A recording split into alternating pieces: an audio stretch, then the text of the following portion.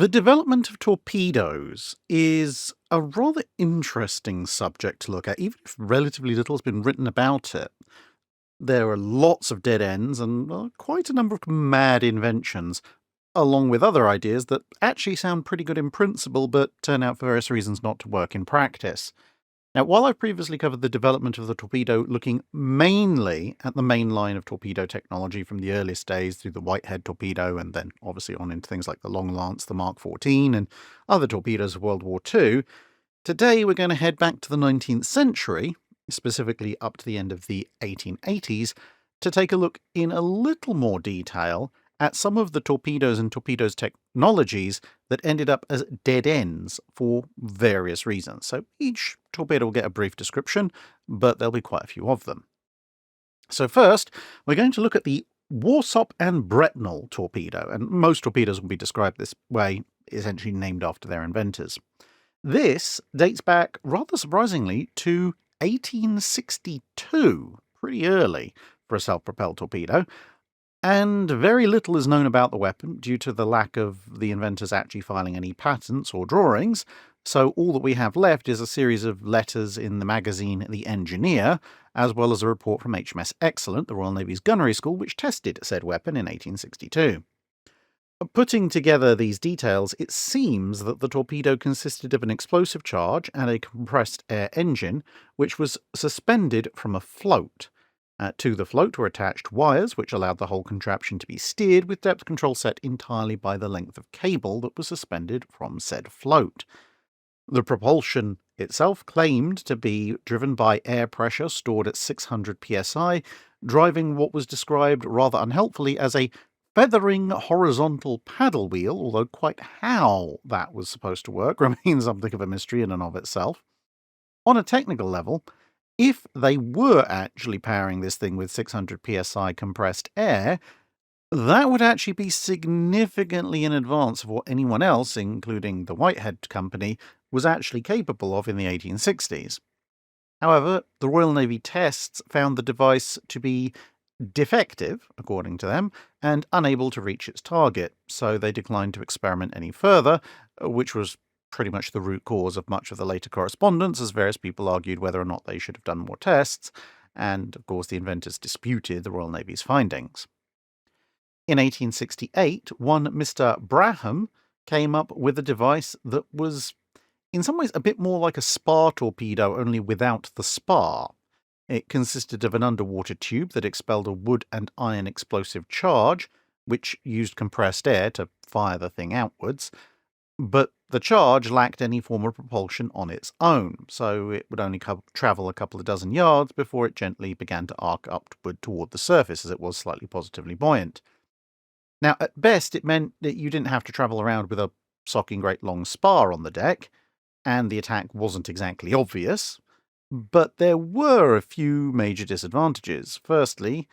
an especially long spar could still outrange it, and if the attacker happened to be moving at any significant speed, then there was a good chance that once you fired it, you might catch up with your own weapon, whereas at least if it was an explosive on the end of a stick, as with a physical spar, you were at least that fixed distance away from the charge. Unsurprisingly, the Admiralty declined to test this particular invention, although the general concept would resurface later in the US, both in an underwater launched form that was propelled by a ram that was itself driven by an explosive charge, and in the form of a diving shell, 10 foot or more long, and designed to be fired from a deck-mounted 15-inch Dahlgren gun. Britain, of course, was not the only place for these early attempts. Over in the US, as well as in the UK, several attempts were made to increase the speed and range of torpedoes using underwater rocket motors, something that will recur quite a lot in the following few decades. But most of the early rocket inventions seem to have lacked an appreciation of just how much denser water is than air, and while the few test models were experimented with, their initially high speed bled off rather quickly after the short burn time of the motor left it without further thrust, which made them far too short range for any practical use. In the early 1870s, word began to spread about the tests that were being conducted by one John Ericsson. Having invented the USS Monitor in the previous decade, he was now experimenting with what he termed a pneumatic torpedo. This resembled a very large, long metal suitcase with a couple of propellers mounted aft in front of a large rudder. Although it carried a 400-pound warhead, a payload that would embarrass a number of 20th century torpedoes, it ran on or occasionally just below the surface, but it was relatively swift for torpedoes of the time, albeit this meant a speed of about 9 to 10 knots, and it had a range of about half a mile. But to accomplish this, it had to be supplied with compressed air, which ran both the engine and the steering, hence the term pneumatic torpedo, from a source either ashore or on a launching ship via a long hose that trailed behind it. This, of course, meant that if you were launching it from a ship, said vessel had to hold position relative to the target while the torpedo gently meandered its way towards the target, and it turned out that as it went further afield, the drag of the hose through the water, especially if there was any kind of cross-current, made the torpedo veer off course. By the mid-1870s, the self-propelled Whitehead torpedo had matched it for speed and range, while also being considerably easier to launch, thanks to being roughly cylindrical, somewhat lighter, and being self-contained when it came to the compressed air tanks. It could be launched and pretty much immediately forgotten about, as the launching ship could then go off and do its own thing. This meant that while the Ericsson device's warhead was a considerable advantage, being at least 5 times the charge of a Whitehead, if not greater, this advantage was largely negated by all the other problems just described. A more complex device was the sort of return of the rocket torpedo in the form of what can best be described as a sort of elongated unmanned jet ski with the rocket motor attached to the bow, which vented its exhaust under the float, which then sought to combine the force of the rocket exhaust acting on the water for greater propulsion with the lesser drag of the thing just travelling across the surface instead of underwater. Upon impact with the target, the warhead was released, as this was attached to the aft underside of the projectile for the journey, and was also connected to the bow via a chain. Once the impact occurred, a small charge would then send the warhead arcing down through the water, swinging up once it reached the end of the chain to impact the underside of the target ship.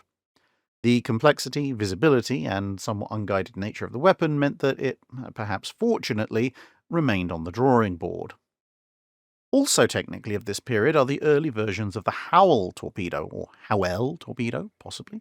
This self-guided weapon, driven by a large flywheel, would actually eventually enter service in the 1890s with the US Navy, but in a vastly modified form that included a pair of small screw propellers instead of just the one. But early versions experimented with all sorts of arrangement for the flywheel as far back as the early 1870s, using just one screw, among a number of other factors that would change, including its size. Its ability to self-guide was discovered almost by accident when the gyroscopic effect of the big flywheel was noticed, and the alignment was therefore changed to provide the relevant gyroscopic force in the direction of travel. Deviation from this by the torpedo could then be used to impart corrections to the guidance fins. It merits a mention here, as although the Howell was ultimately successfully deployed, its near 2-decade initial development time, as we said, started back in the 1870s, and it was beset by many failures. Its eventual adoption into the US Navy was as much a testament to Howell's persistence as anything else. Another notable name in the 1870s was Victor Ernst Rudolf Wilhelm von Schelliha. Possibly. Anyway, he was a German engineer who'd gone over to the US in the 1860s to serve as a combat and naval engineer for the Confederacy, which is where most people who have heard of him have actually heard of him. But finding himself somewhat unwelcome in the United States in the aftermath of the American Civil War for some reason, he had decamped to Russia for a while. Here he invented a torpedo that was similar to a Whitehead, but with a slightly more advanced engine and a guidance system that would be far more familiar to modern submariners: electrical wire guidance, which actuated electromagnetically driven guidance fins on the torpedo body. The relatively thin nature of the wires, compared to compressed air lines and the like, meant that there was little to no drag, and the device was ostensibly capable of travelling several thousand yards. This exceptional range for an 1870s period weapon was achieved by another invention of his, a small burner which heated the compressed air reservoir, allowing it to keep its pressure up even as the stock of air depleted, which would usually lead to a drop in temperature,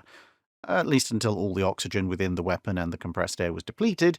which would at least still leave some residual heat in the compressed air vessel for a while to come.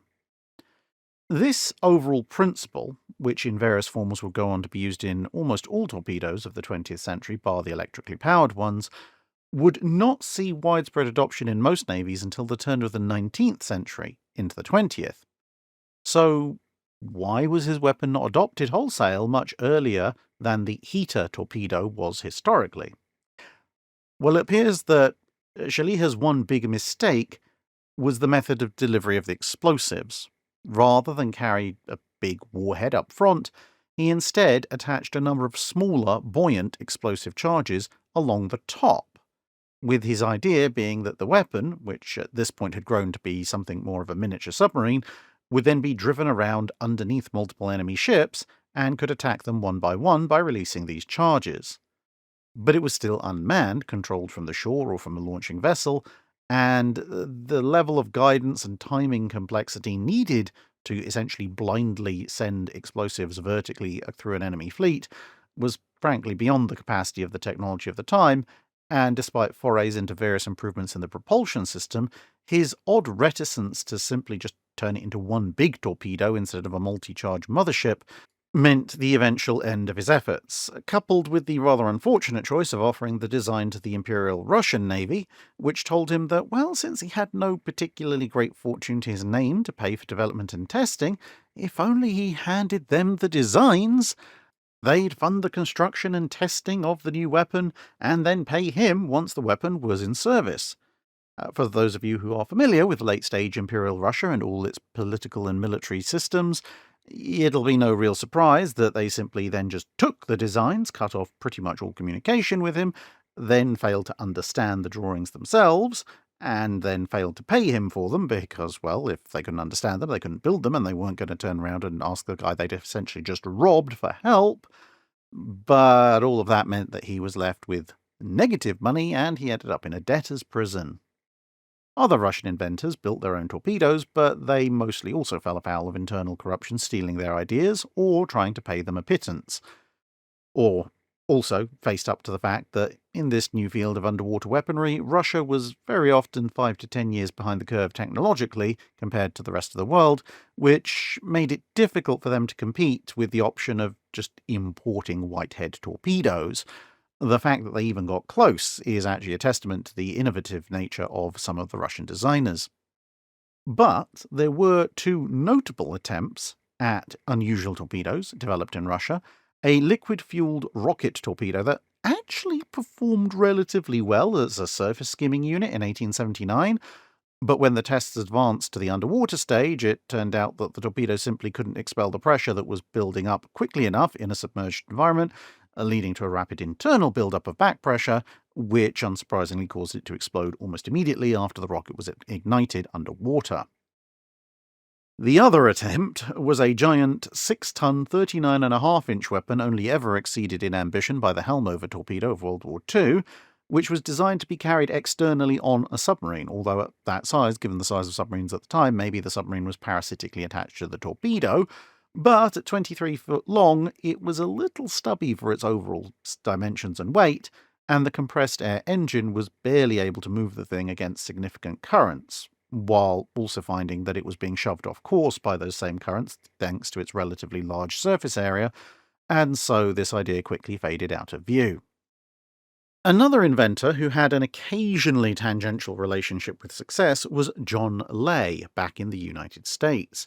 He'd had some success in the American Civil War with spar torpedoes, collaborating with William Cushing, who'd led an attack with spar torpedoes that managed to sink the CSS Albemarle, or Albemarle maybe. In the 1870s, he came up with what was essentially an unmanned boat driven by a carbonic acid engine equipped with a 500-pound warhead. It was wire-guided with a range of 2 miles, the large warhead being needed because, well, it wasn't actually submersible, as it actually ran just awash, in some ways resembling the CSS David from the American Civil War, and so it would explode against a ship's armor belt, so it needed a bit more oomph. When it was pointed out that this was a little bit of a problem, his first solution wasn't to make the thing diveable, it was to make the warhead detachable, so that in theory on impact it would sink somewhat before exploding. Although this did make the charge more lethal, it didn't actually solve the problem of the fact you could see the thing coming and shoot at it. It is notable, however, that he had attempted to solve another problem, one with the carbonic gas engine, which was used in quite a number of prototype torpedo designs at this point. The carbonic gas engine used water and carbonic acid to catalyze the release of carbon dioxide. And thus, if you paid attention in high school chemistry, you'll realize that this sucks in a lot of heat, and so the engine had problems with freezing up, because the reaction absorbed all the heat around it. By sending the carbon dioxide through numerous small pipes that were in contact with the water surrounding the weapon, as opposed to through one large pipe, he hoped to use the slightly higher temperature of even seawater, compared to the generated CO2, to keep the temperature of said CO2 up beyond a point where it would start to freeze out the latent moisture in the system, which had some degree of success. But while the lack of diving capability could have been overcome with revised designs, the fact that you could also just buy 7 or 8 Whiteheads for the cost of a single massive lay torpedo rendered it quite impossible to justify in most navies on cost grounds. However, he persisted in iterating in his designs, a semi-submersible version of which was used in 1879 by the Peruvian ironclad Huascar, which had itself recently been the target of the first attempt to torpedo another vessel in combat, but this time the Huascar was attempting to sink the Chilean corvette Abtao, but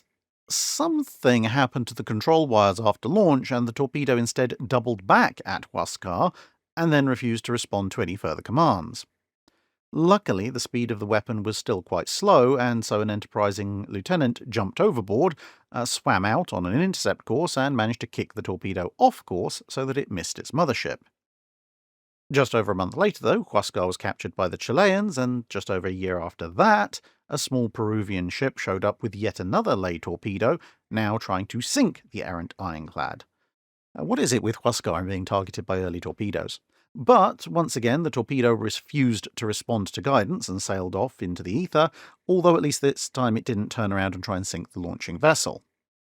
However, tests in Europe of lay torpedoes proved to be somewhat more successful, albeit the large size, near-surface running, and subsequent slow speed compared to contemporary Whiteheads made most prospective customers think of it as more of a shore-based defensive weapon for harbours and forts, rather than a practical at-sea weapon, where the simpler, cheaper, and faster Whitehead torpedo would remain the weapon of choice. Nonetheless, Ley continued experimenting, including a version which had the propellers recessed at the front end of the weapon instead of the back, and honestly the sheer size of his torpedo in comparison to other torpedoes at the time maintained at least a passing interest from many. He also introduced a heater element so that the torpedo's speed gradually climbed from 9 knots to 12 knots, then 13, and finally to 15 knots. Also in the mid-1870s were various attempts to dramatically up the speed of torpedoes. Now, although a number of torpedoes using otherwise relatively conventional engines for the time did manage to hit 25, or in one case even 27 knots, this was usually over such comically short distances, measured in a few hundred yards or so, that the machinery was usually set for far more pedestrian speeds that would at least ensure that the torpedo made it to a target that wasn't already practically alongside and in boarding range. Rockets, though, would keep cropping up. A British clergyman experimenting with abandoning the idea of an underwater torpedo entirely and instead building a small planing hull with a rocket motor attached, which relied on being able to, at least theoretically, exceed 70 knots to get around the small problem of being very visible and probably being shot at with great enthusiasm. But this didn't seem to get past the small model testing stage for some reason. But that wasn't the maddest thing to escape the minds of British inventors in this time period, as one Lord Milton seems, as is common with accounts from this period, details are unclear, to have invented a small one-man submarine, again powered by compressed air, with a massive spotlight fitted in the bow along with the pilot's compartment, which would show the hapless pilot where to steer. The idea being it would highlight the keel of a ship that was underwater. The upper portion of the forward section of the hull was then taken up by a 4-chamber remote-activated revolver cannon, with the apparent objective being to motor along up to the target hull and then shoot it repeatedly. Not to be outdone in the madcap department, a Mr. McLean in the United States came up with something that more closely resembles a Victorian period spaceship than anything else, the idea apparently being to create a framework upon which a pair of basic torpedoes were mounted, with additional tanks mounted above the main body of each to enable greater range, and possibly also for a degree of buoyancy control. Each weapon had a large, time-delayed spar warhead fitted to the front, and the whole thing, lacking any other form of depth-keeping, was suspended from a number of floats. Quite why a timer was used instead of a contact fuse was never made entirely clear, especially since one of the apparent objectives of this madcap thing was cost efficiency. But, not to be outdone, a Frenchman named Guillaume Gizet, I think, tried to build a rocket torpedo, there it is again, except this one had a rather fetching serrated harpoon on the front of it, to ensure it stuck into the target properly. And although, again, the explanation is somewhat unclear, he seems to have either invented a shaped charge or else believed that mounting a warhead right behind the harpoon would drive it through the enemy ship.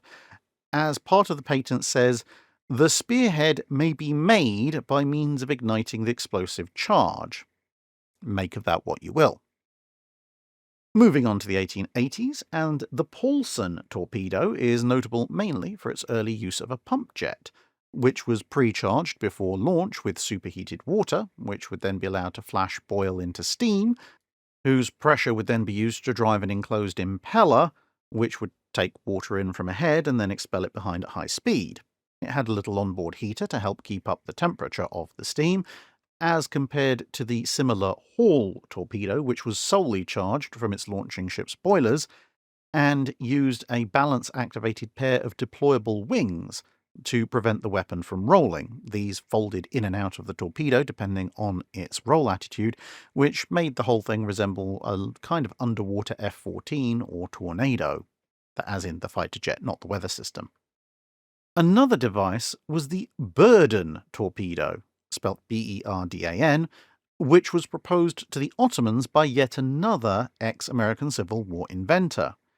This proposed a massive 30-foot-long weapon, or possibly longer, driven by the gases produced from burning gunpowder,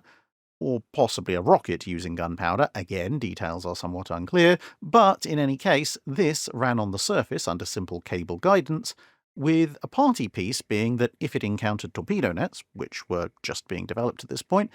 it would explode, leaving a hole in the net, which would then be exploited by a second, smaller torpedo that it towed along behind itself, and which would therefore also be able to exploit any breach in a ship's hull if the main torpedo didn't encounter such torpedo net defences on its way in. Further attempts to refine the idea in light of improved torpedo nets only got somewhat more confusing in the descriptions. Not to be deterred, once that scheme fell through, Burden went on to propose a 24-inch caliber submarine gun as an alternative, with about as much success. This decade also saw various proposals for torpedoes both hopelessly old school and interestingly new, but most of which also failed to go anywhere, both metaphorically and literally. This included an idea for a small float with a pair of rockets strapped to the back and a spar torpedo attached to the front, to be fired at the enemy in the manner of a jousting knight, although the inventor admitted that the twin rocket propulsion left its direction of travel on any given launch somewhat at the mercy of fate and cruel deities. On the other hand, there was also a proposal for an electrically driven torpedo which used capacitors, or accumulators as they were known at the time, to build up enough power to then discharge one at a time into an electric motor, with the control lines doubling as power cables connected to a shore station or a ship which launched it, which could then be used to control both its direction and potentially also build up the charge in the capacitors or accumulators as it went on. The late 1880s saw the Neely torpedo proposed. This did away with the idea of a separate propeller and instead fixed a continuous screw blade to the torpedo body, then attached the engine directly to said torpedo body so that the entire outer shell of the torpedo rotated, with the screw blade then active as a large and somewhat long propeller. Another British clergyman, what it quite is with Church of England ministers and the obsession with underwater weaponry, I'm not entirely sure, but at this point he proposed a life-saving torpedo, wherein he replaced the warhead with a long line with floats, some food, some water, and various other bits of safety gear, and then controlled the whole thing via cables from the launch platform, which could either be ashore or another ship. He proposed then firing this torpedo at shipwrecked vessels that were otherwise too dangerous to approach with lifeboats and the like, presumably on the basis that a shipwrecked vessel can't get any more wrecked if you fire torpedoes at it, the idea obviously being that when the torpedo impacted and stuck in the hull, at whatever passed for a waterline at that point, the survivors of the ship in question would then be able to head down to it, open it up, and retrieve the supplies.